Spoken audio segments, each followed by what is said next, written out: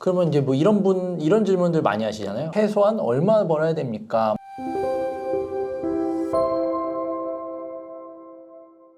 Q&A 시간. 네. 세 번째 사례 한번 읽어보도록 하겠습니다. 좋습니다. 변호사님 안녕하세요. 저는 서울 거주하는 28살 수험생입니다. 다니던 직장이 있었는데 적성에 안 맞아 올해 1월에 퇴사하고 자격증 공부하고 있습니다. 제 상황이 안 좋아지게 된 것은 전 남자친구를 만나면서입니다. 재작년 말에 만나던 전 남자친구가 술집을 오픈하는데 돈을 빌려달라 해서 대출을 받아서 2천만 원 빌려줬고, 전 남자친구가 사업상 결제할 곳이 있다고 해서 카드를 빌려줘서 사용한 게 1,500만 원 정도 됩니다. 이게 카드깡을 한 것임은 나중에 알게 되었습니다. 지금 생각해보면 너무 바보 같은데 그 당시에는 자신만만하게 갚을 수 있다 하고 오히려 더 주겠다 하니 계속 끌려다녔습니다. 이때 제 급여만으로 해결이 안 되니까 또 대출을 받고 돌려막기 해서 대출 금액이 커졌습니다. 전 남자친구하고는 작년 5월에 헤어졌고 제가 갚으라고 닥달하면 조금씩 돈을 줘서 800만 원 정도 받았습니다. 이제는 연락도 잘 안 되고 저도 반쯤 포기한 상황입니다. 지금 빚이 4천만 원 정도 되고 직장을 다닐 때는 어느 정도 해결이 되었는데 퇴사하고 나니 버티기가 너무 어렵습니다.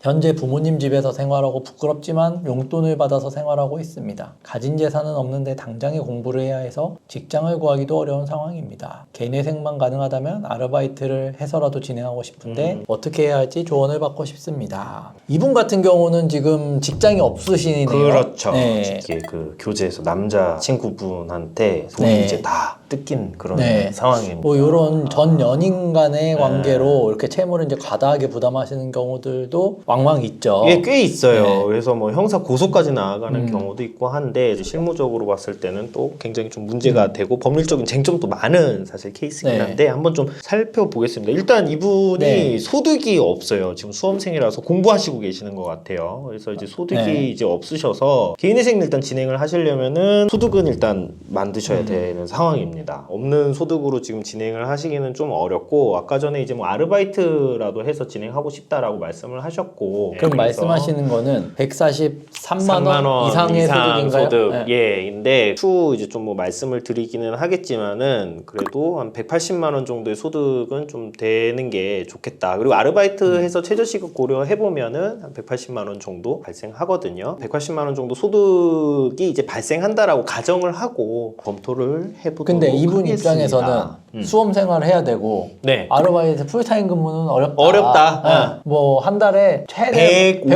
150 정도 네. 해서 생계비를 143만 원이 세금 거기 딱 맞추겠다라는 말씀이시잖아요. 그렇게 할 수 있냐 또 궁금하실 것 같은데. 그것도 질문을 안 하신 내용을 유 변호사님께서 추가를 하셨네요. 그러면은 그거까지 한번 검토를 해보도록 하겠습니다. 서울이고 20대다. 바로 떠오르는 게 있죠. 변제 기간 이제 단축의 어떤 혜택을 받으시. 이거 사실 굉장히 큰 혜택이거든요. 그러니까 다른 분들 이제 3년 개인회생 진행하는 거를 2년에 마무리를 할 수 있기 때문에, 물론 이제 뭐 변제도 적고, 그러니까 원금 탕감률도 훨씬 높아질 뿐만 아니라 뭐 여러 가지 일단 이점이 있어서 주식 코인 뭐 사용이나 그런 것은 일단 없는 상황이기 때문에 변제 기간 단축의 적용 대상은 일단 되는 거로서 일단 보여요. 검토를 해야 될 거는 남자친구한테 돈을 빌려 주셨단 말이에요. 대출 받아가지고 2천만 원. 그런데 뭐 아까 전에 800만 원 정도는 지금 받았다 그랬으니까 지금 1,200만 원 정도는 지금 받아올 수 있는 권리가 있는 상황이에요. 그러니까 돈을 남자친구한테 그렇죠. 1,200만 원 당장 내놔. 돌려놔 내놔. 라고 하면 이제 그거를 받을 가능성이 있으니 그렇죠. 그거는 결국엔 채권으로 갖고 있다. 채권으로 갖고 있는 거죠. 그거는 이제 채무자의 재산이다. 이런 재산이다. 말씀이신 거죠? 그렇게 봐야 되겠죠. 이분 입장에서는 지금 이제 뭐 포기했다라고 그러고 뭐 제가 보더라도 이거 현실적으로 1,200만 원 달라고 한다고 주겠어요, 지금. 그래서 사실 받기 굉장히 일단 어려울 테지만 법적인 관점에서 보면은 민사소송하면은 당연히 이길 테고, 뭐 집행을 뭐 시도를 하고 뭐 그런 경우에는 이제 뭐 재산이 있다면 회수를 할 수가 있는 돈이죠. 근데 물론 이제 그 단계까지 나아갔는데 도 돈을 못 받고 있고 이 사람이 재산이 하나도 없으면은 뭐 다른 차원의 논의겠으나, 어쨌든 지금 단계에서는 1,200만 원의 채권이 있기 때문에 이건 일단 청산가치로 일단은 잡힌다.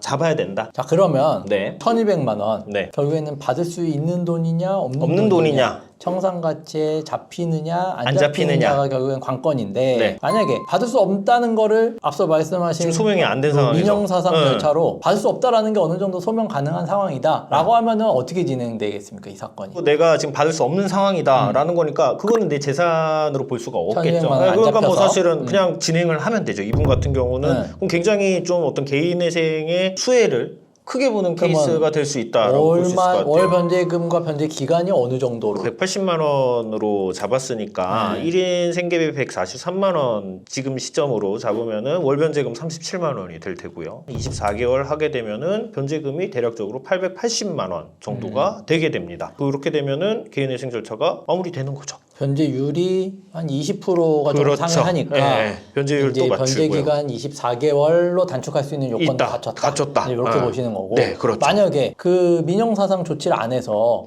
법원에서도 1,200만 원 돌려받을 수 있는 돈이냐 아니냐라고 해서 이제 청산가치 반영하라고 해서 청산가치에 잡혔다. 네. 그러면 이제 어떻게 잡으라고 하겠죠. 법원에서 네. 만약에 고정이 그런 식으로 이제 나온다. 그럴 가능성이 높겠죠. 네, 그렇게 이제 되면은 사실은 뭐 1차적으로는 주장을 해야겠죠. 뭐 여러 가지 내용으로 봐서 법적 조치를 뭐 지금 당장 뭐 취해서 뭐 오늘 내일 결과 나오는 것은 아니기 때문에 사정 설명을 좀 충분히 해야겠고 지금 뭐 회수도 안 되고 있으며 이게 뭐 더군다나 지금 이제 뭐 이별한 사이고 연락도 되죠. 뭐 이런 사정을 내서 이게 현실적인 회수 가능성이 없습니다를 주장을 해야 될 것이고요. 네. 만약 그럼에도 불구하고 법원에서 아예 이거 난 모르겠고 그냥 일단 넣어라고 한다면은 어쨌든 채권 자체가 있는 것은 또 맞기 때문에 그 부분은 청산가치를 반영해서 진행을 해야 될 것인데 근데 이게 청산가치에 1,200만 원이 잡히게 되면은 이분 같은 경우는 변제 기간 자체가 늘어날 수밖에 없게 되겠죠. 2년 36개월이나 뭐 그렇죠. 이상으로. 그렇게 일단 진행을 하실 수밖에 없게 되겠죠. 수험생이고 네. 사실 나는 또, 풀타임 아르바이트는 못하겠다. 못하겠다. 수험 생활을 유지해야 되니까. 그러면 이제 뭐 이런 질문들 많이 하시잖아요. 최소한 얼마 벌어야 됩니까? 뭐 이제 이런 질문도 하시고. 근데 네. 한 150 정도 벌 수 있다라고 하면 어떻게 진행될까요? 150이면은 최저 생계비 빼면 7만 원 월에 이제 변제가 될 테고 2년 변제를 한다 치면은 168만 원 정도 4천만 원 정도 시니까 200만 원 변제율이 5%가 지금 안 되시는 상황인 거죠. 그럼 24개월로 할 수가 없겠네요. 없죠. 네, 24개월 안 진행은 안 되시고 변제 기간 자체가 늘어나게 될 수밖에 네, 없는 그러면 거죠. 몇 개월로 36개월로 맞춰야 일단은 진행을 하시게 될 것 같습니다. 그런데 어쨌든 변제금 자체가 일단 줄어들고 이분은 사실 지금 당장에 소득을 얻는 게 중요하다기보다는 공부하는 시간 자체가 일단 좀 확보를 하는 게 중요하고 개인회생을 위해서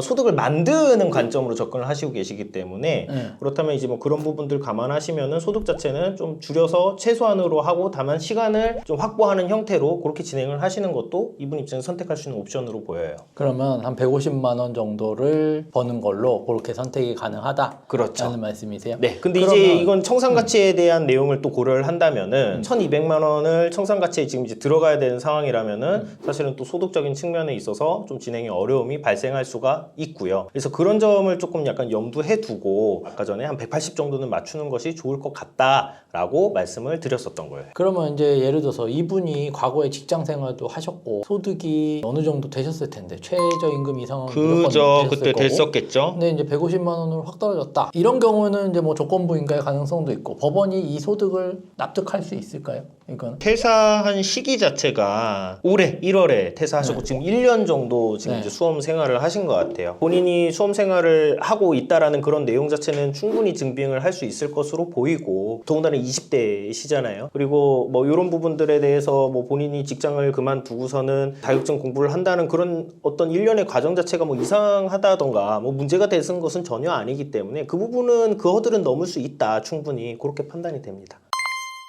그러면 36개월로 간다. 36개월로 네. 다만 청산 가치가 네. 1,200만 원 잡히게 되면은 일단은 뭐 150만 원 정도의 소득으로는 좀 어렵다. 쉽지 않다. 아. 그렇게 정리하시는 걸로 네. 하겠습니다. 좋습니다.